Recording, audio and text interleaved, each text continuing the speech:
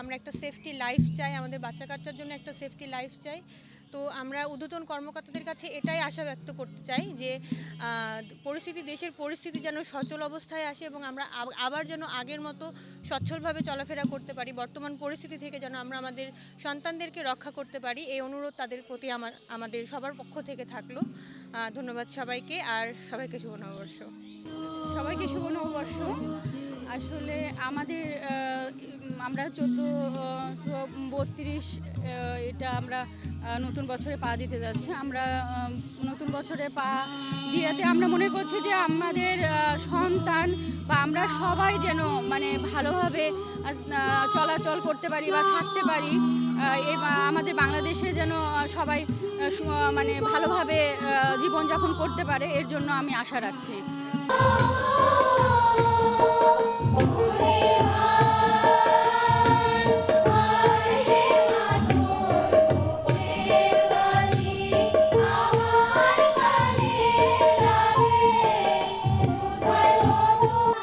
এই নববর্ষের দিনে ফরিদপুর অন্যরকমভাবে সেজেছে।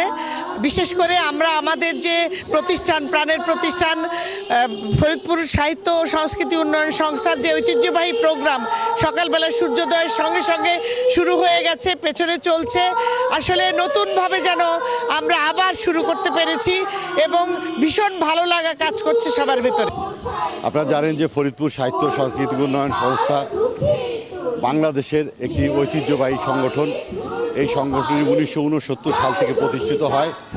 এইখানে কবি আলাউল সাহিত্য পুরস্কার দেওয়া হয় এবং পল্লী কবি জসিমউদ্দিন পদক এখান থেকে প্রদান করা হয় এবং এই পদকটি বাংলাদেশের বিভিন্ন গুণী শিল্পী, সংস্কৃতিকর্মী এবং সাহিত্যিক এইখানে পুরস্কার প্রাপ্ত হয়েছেন।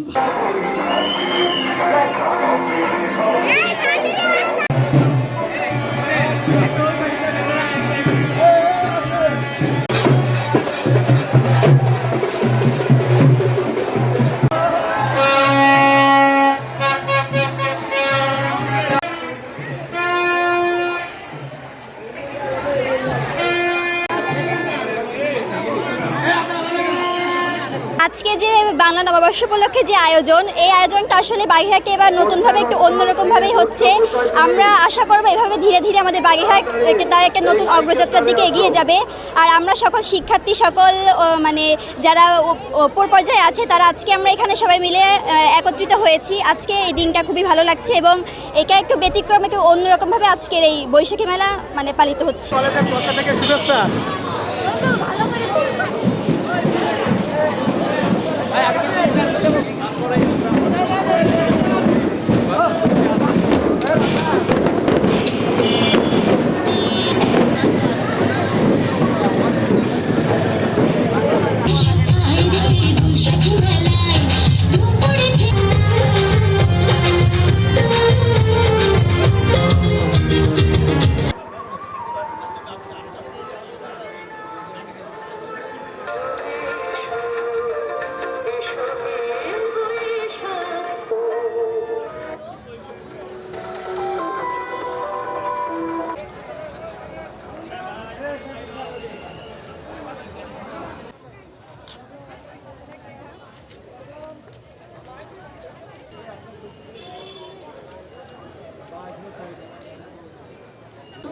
আজ পহেলা বৈশাখ 1432।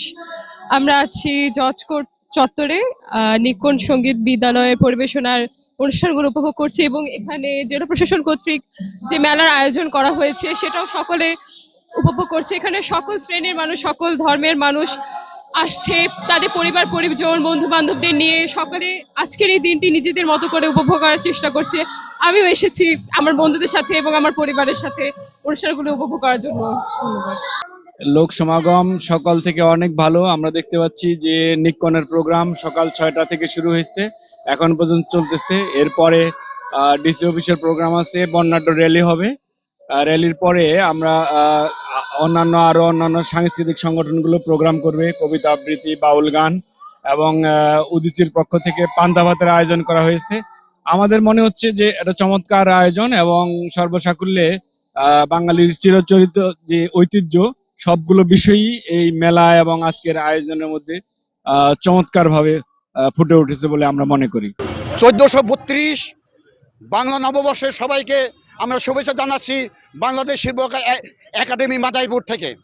আমাদের ছিল গ্রাম বাংলাকে আমরা তুলে ধরছি রেলিতে, আমাদের ছেলেমেয়েরা বিভিন্ন সাজে সাজছে।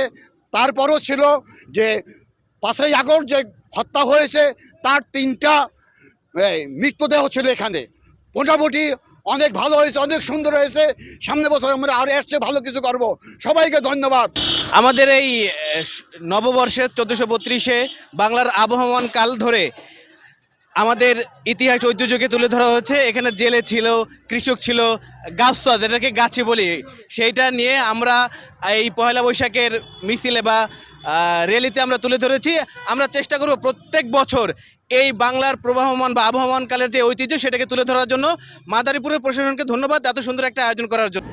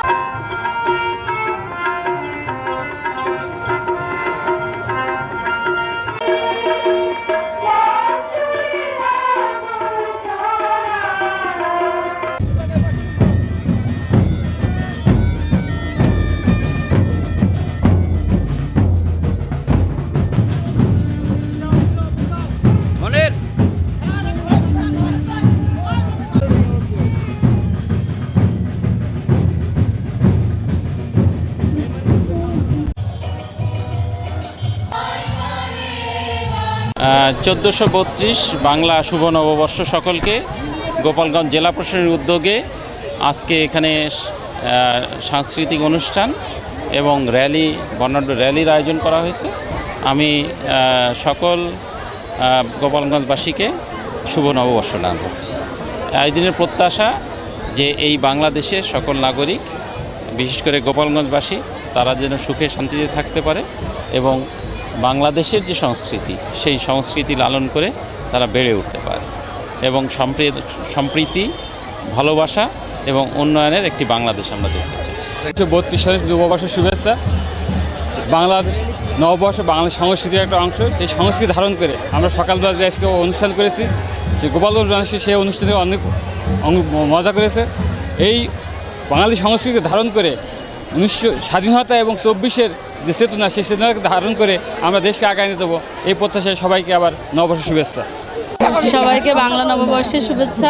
এখানে আমাদের বাচ্চারা নাচ করেছে, এই জন্য আমরা এসেছি, অনেক ভালো লাগছে। ওরা অনেক মজা করে এই অনুষ্ঠানে এসে, প্রতি বছরই আমরা আসি। আজকে বাংলা নববর্ষ, আজকে এখানে আমরা নাচ করছি, খুব ভালো লাগছে এখানে।